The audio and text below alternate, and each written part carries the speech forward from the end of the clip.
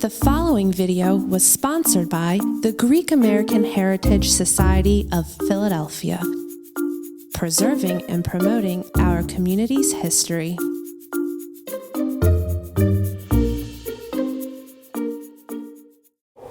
From the 1960s through the 1990s, the area of Upper Darby became arguably known as Greektown.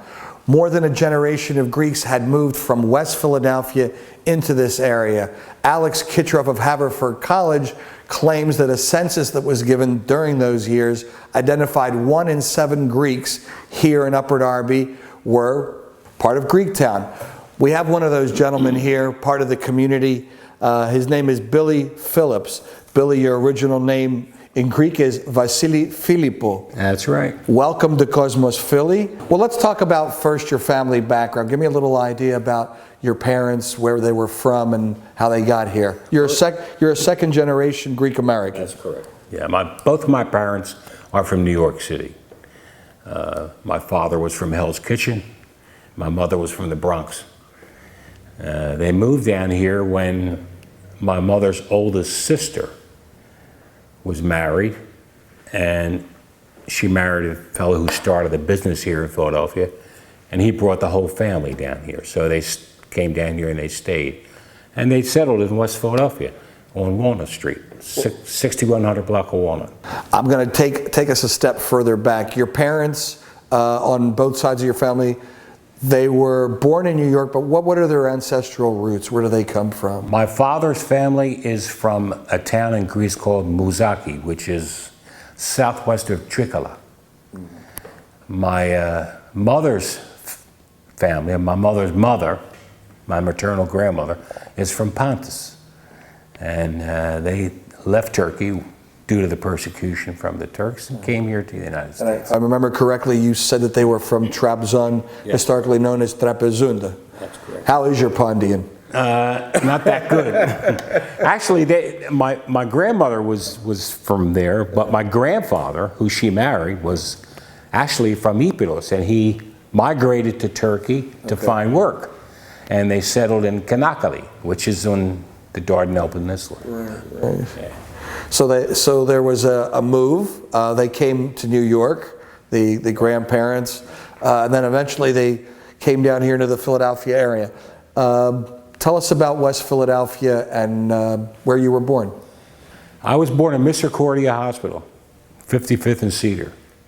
And I lived, at the time, my parents lived at Chestnut and Millick, 6033 Chestnut Street.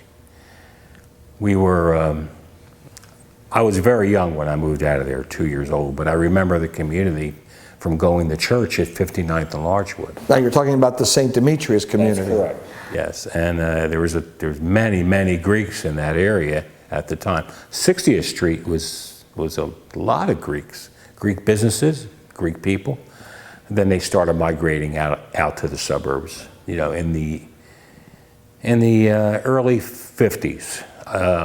My family, we moved out of West Philly, went to Upper Darby in 1950.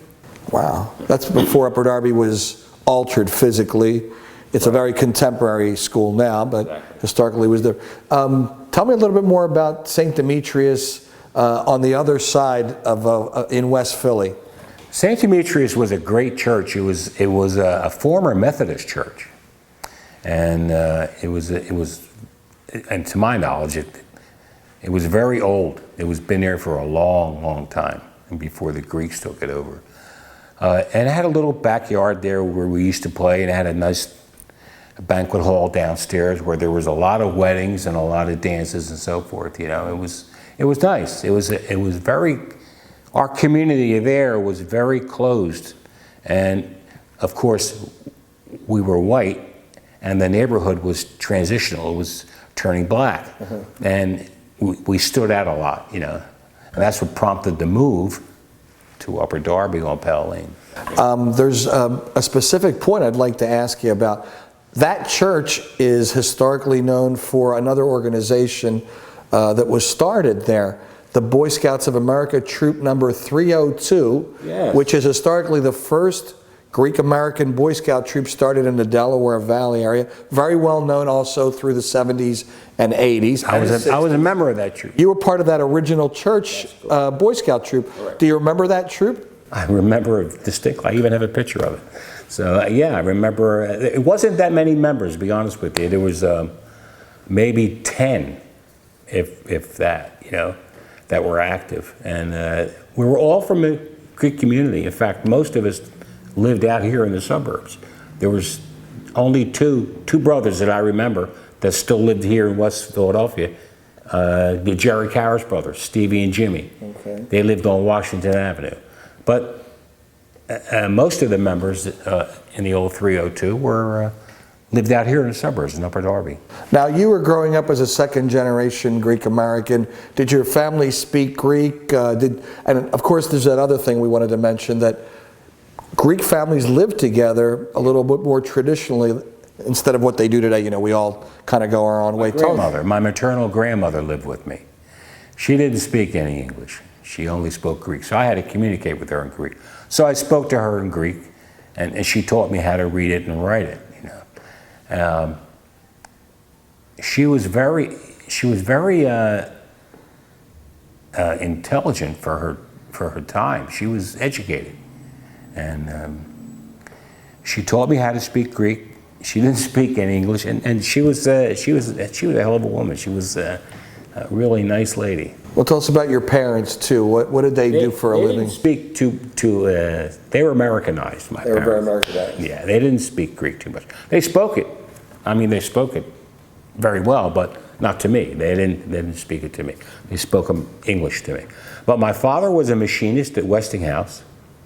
My mother was a housewife. She was a homemaker. And she worked, before she got married, she worked for a guy named Williams, who owned the restaurant over here on Garrett Road. Bill Williams? Yeah, she worked for him. He's a very well-known member of the community. Well-known guy, yeah. Nice guy, too. He was one of the nicest guys. And if I remember correctly, Bill Williams was also part of that contingency that brought the Greek community over Cobbs Creek Parkway into the Upper Darby area. And your family. Yes, he also sponsored a lot of Greeks from Greece coming here. He was a sponsor for a lot of Greeks that came here to the United States. So when the Greeks made the transition from West Philadelphia into the suburbs here in Upper Darby, I'm sure you recall some of that, and your family was part of that family that moved and became part of the first families of St. Demetrios. Can you talk about that? Yeah, I was the only Greek on my block when we moved out here. So, what block was that? Snowden Road. Snowden Road. Yeah. And it was in Stonehurst Hills. That's where we lived. That was a tough neighborhood. Actually, it's tough now, but it was nice. It was beautiful growing up. It was a beautiful neighborhood. It was nice, and it was nice. The school was right behind us, and we had the circus grounds down on 69th Street Boulevard, and there was just open fields back there. It was not developed at all. And I remember going down there when the circus came to town and helping them pitch tents. I used to go down there and work with the circus people. This was years ago. I was little. I was young. All right, take us forward. You're growing up in Upper Darby. You're at St. Demetrios Greek Orthodox Church. What do you remember about church in the community? The church in the community was very, very close. Everybody knew each other. I mean, you couldn't do anything without everybody else knowing what happened in the community. Yeah, everybody knew each other. And I had a lot of relatives out here. My mother's relatives, my mother's side of the family were mostly here in Philly. And they had a lot of relatives, a lot of cousins. And growing up in a Greek church in a Greek community was very, very informative. It was something that you don't forget. And Bessie Xantopoulos in particular, I remember her. She was my Sunday school teacher. A wonderful woman. And Charlie Mangus was another guy. He was also a Boy Scout troop leader. Also a Boy Scout troop leader. Sophocles Nucius. Another one. He was a Boy Scout leader. And all of their children were friends of mine who I played with and grew up with. We all congregated together. We went to church on Sundays. We saw each other at church. We saw each other outside of church. Did you attend any of those picnics behind the church down the hill? Absolutely. Those were very well known too. Yeah, we used to go out to Valley Forge Park in Brandywine. They had big yeah. church picnics out there. You know, the VFW was formed right after the war, back in the 40s. Which VFW are we talking about? Left idiot post, 6630. Well, tell us a little bit about that then, since we've stumbled on It was formed back right after the war, after the Second World War. And it was formed from St. Demetrios Church. That's where their base was. And eventually, most of the veterans that returned home joined the post. And it's still alive today. It's still going strong. Yeah, it had a lot of people in it in the post at one time, but of course they've died out over the years. You know.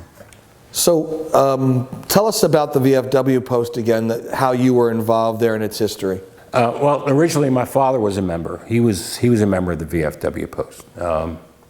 When I returned from overseas with my Army service, they inducted me and a few other guys into the post, and gave us a dinner right here in Upper Darby. You know, you have to remember at that time, 1969, it was an unpopular war, and they didn't respect the veterans coming home like they do today. And the VFW really went all out, gave us a dinner, feted us that day, and it was very nice of them. I'm eternally in great debt to them. You know. Okay, let's talk about your service to America, to our country.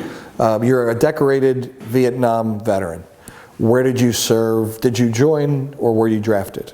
I joined the Army right out of high school.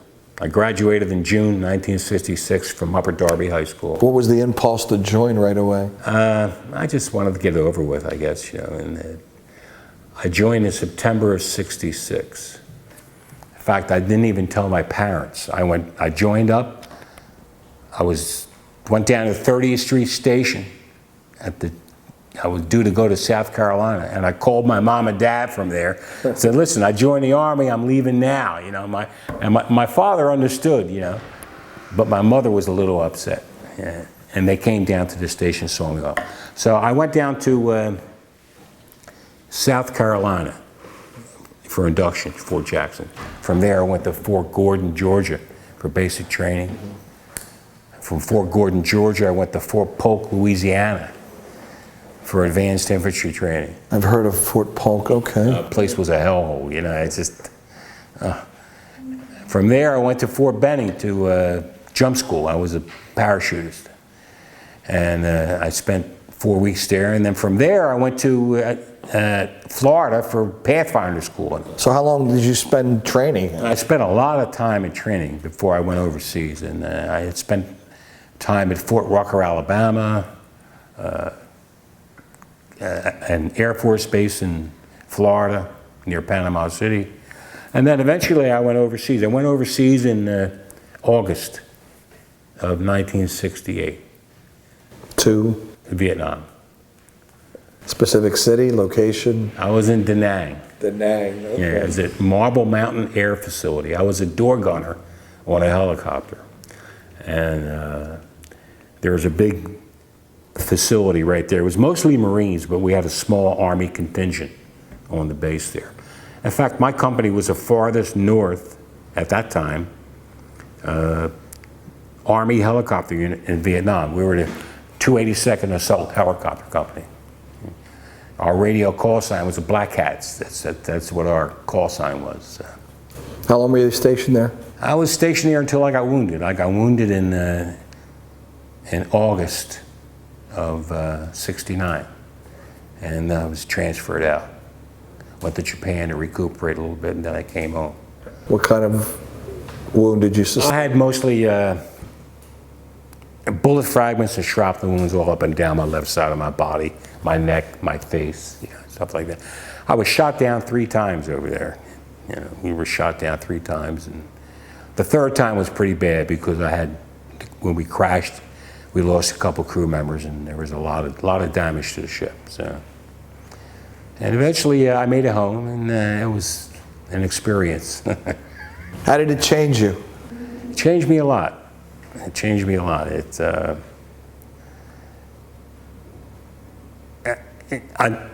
At the time, back in the late 60s, at that time, America was a different place. It was, there was a lot of animosity toward veterans. There was a lot of animosity toward the government.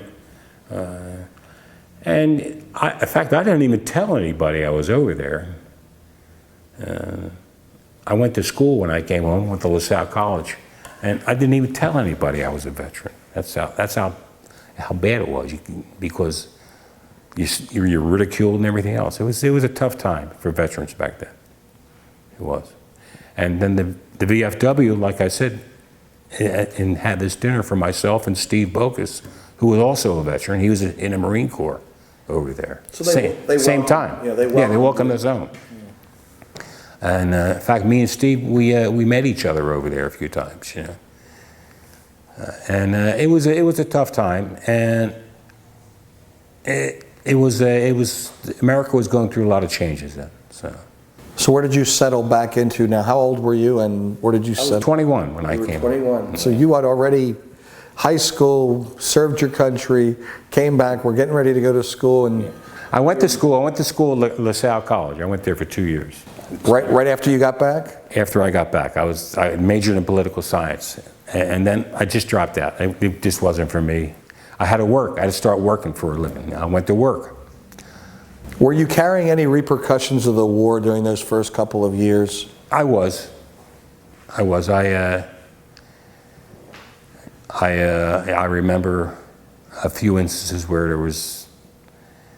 it took me back. You know, whenever I hear a helicopter fly overhead, it just takes me right back there, even today.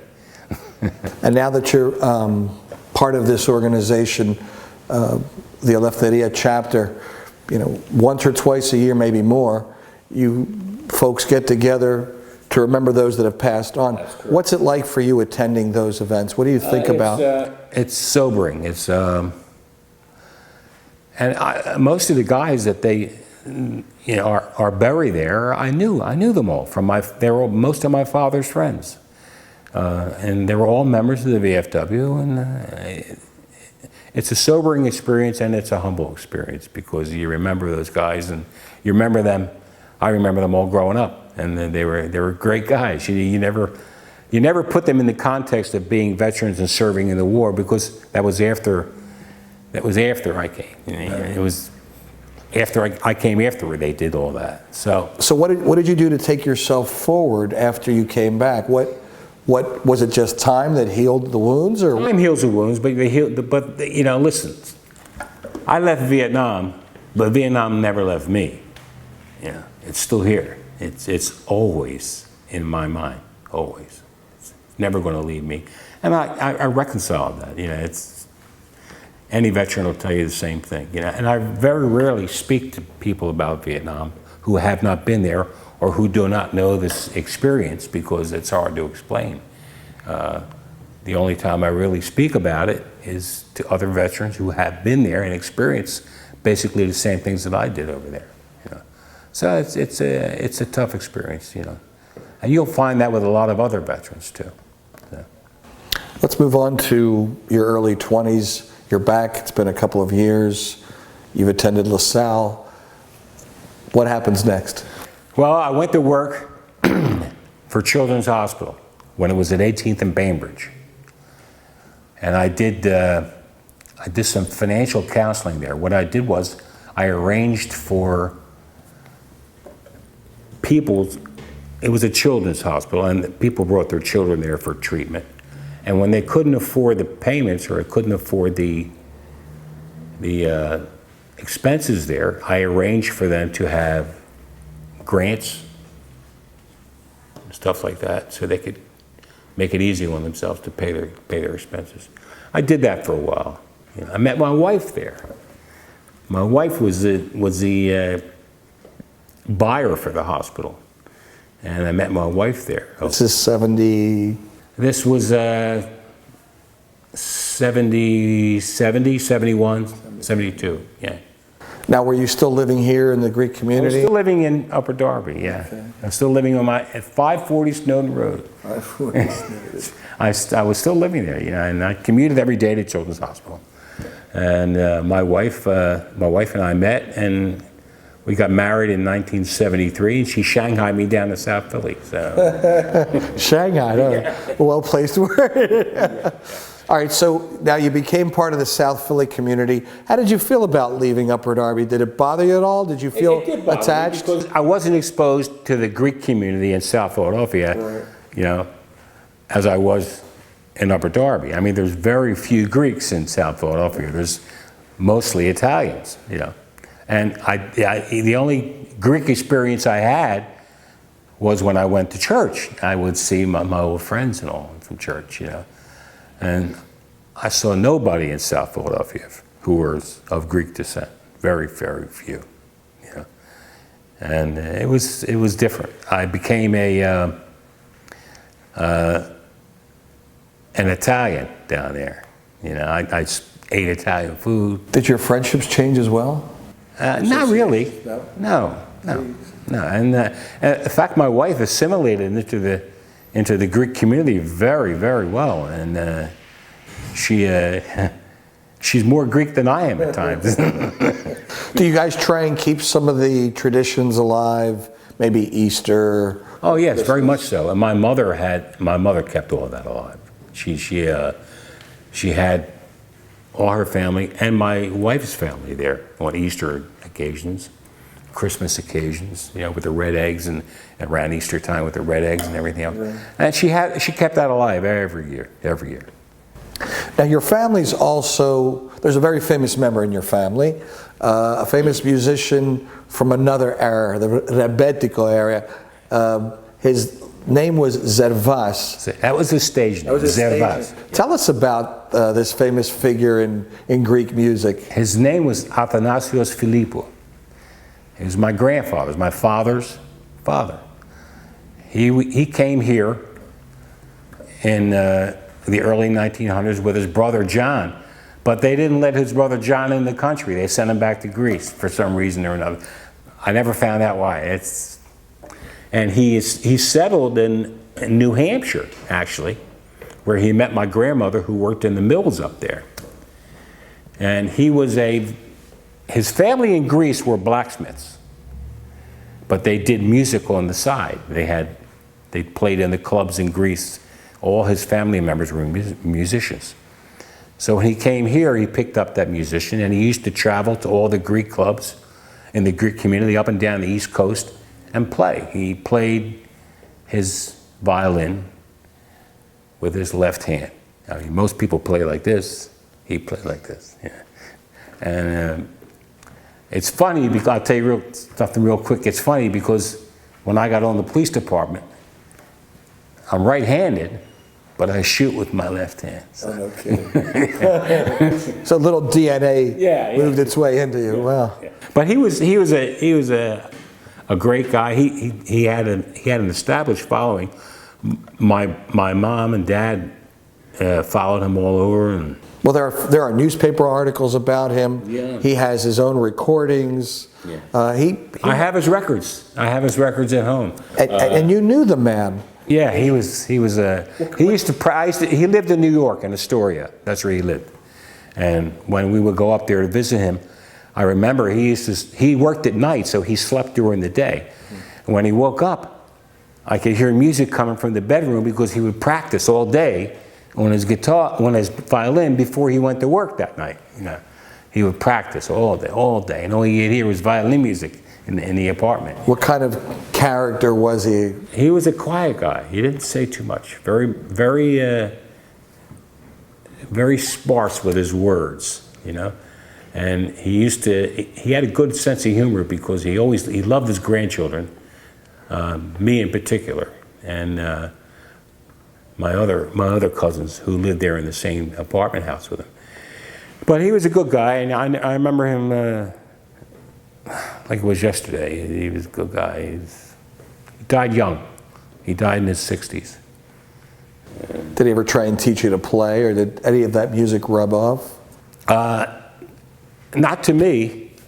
I was never musically inclined for some reason. I could never. My father was, but I wasn't. And he was a good guy. He was a work of art. He was somebody from an era that you'll never see again. You know, as one of these guys that are that are just amazing to hear about. You know, even today I read things about it. That's my grandfather. You know, I tell people that, and they say, "No, really? Yeah, that was him." Well, the 1970s, you got married. You've served your country again, but more or less you served your community. You became a police officer. Let's talk about that briefly. Well, I got married in '73. I was still working for Children's Hospital. My father-in-law, my wife's father, was a retired Philadelphia police officer. So I needed a change. I wanted to get out of where I was working. He said, "Why don't you join the police department?" So I never really gave it a thought about me being a cop, because I was a bad kid when I was growing up. You know, you didn't talk about any of that earlier. I was always in trouble. You know, in fact, there was a Greek policeman here who worked here, who locked me up one time. Yeah, George. I think his name was Bratsis, George Bratsis, and he locked me up one time, and he let me go because I was Greek. You know, but I joined the Philadelphia Police Department in 1977. I went through the police academy. I was graduated from the police academy in June of '77. I was assigned to the 17th Police District in South Philadelphia, 20th and Federal. And I was there for a few years. I moved on. I worked through the whole city. I was in SWAT for a while. I was in narcotics for a good portion of my years. I worked narcotics for a good 10 years. You saw the Rizzo years. In the Rizzo years, yeah. Wow. So you saw Philadelphia transition. Yeah, there was a big transition. I worked in conjunction with the FBI and the Alcohol, Tobaccos, and Firearms. They had a big investigation back in the mid-'80s on the Junior Black Mafia, which was, at that time, there was a rash of homicides in the city, which they were responsible for. And they formed a task force, which we investigated, and we locked up a lot of bad guys, you know, and I worked plainclothes back then for a good many years. And then we went, from there I went back to the district, to my old district, 17th district, and I worked on the street, and I was in a patrol car in uniform for up until the day I retired. The day I retired, I worked as a sector car on 4 to 12. I got off work at 12 o'clock that night. I said, "See ya," and that was it. That was it. You served in the military, you served as a police officer. Service, what does it mean to you, especially for your community? Well, it means a lot. Being a police officer, it means a lot to the community, because you have to serve that community, and you have to be aware of what the public needs and keep the public safe. Police work is not all about locking up bad guys. It's service to the community. I mean, I delivered babies when I was a policeman. You know, in fact, I delivered a baby, and then she named him after me. Yeah, a black lady. She named him Abdul Phil. Yeah, because I had my name tag on, was Phillips. You know, she named him Abdul Phil, and in fact, I still see that kid. Up until the day I retired, I used to see him running around in the projects. He turned out to be a pretty good kid. So, but you have service. You have to serve the community. You have to be aware of their needs, and you have to be like a talker to the community. You have to hear their problems. You have to. It's very involved. It's not as simple as people would think. But it was satisfying to me. I spent 30 years in the police department, and I retired in 2006. And had a good time when I was on there. So what do you do with yourself today? What I do with myself today, I'm just enjoying my retirement and taking it easy. Recently, I'm having some health problems due to Agent Orange exposure, and I'm trying to address that, you know. And but other than that, I'm living a good life. So my wife takes care of me. God bless her. And we've been married 43 years, so I can't complain there. You know, she's a good woman. You know, I picked the right one. You know. Good for you. Yeah. Well, Billy, thank you, and thank you for your service to our country. Thank you. We want to thank you again for your time and your conversation and giving us a little background about the Greek American community and your experience in it. We also want to thank 5 Points Coffee here in front of the Upper Darby Administration Building on Long Lane for allowing us to film inside their building. Billy, again, thank you. Thank you, Ted. Always a pleasure. For more information about sponsoring or viewing the interview series, visit the Greek American Heritage Society of Philadelphia online at gahsp.org.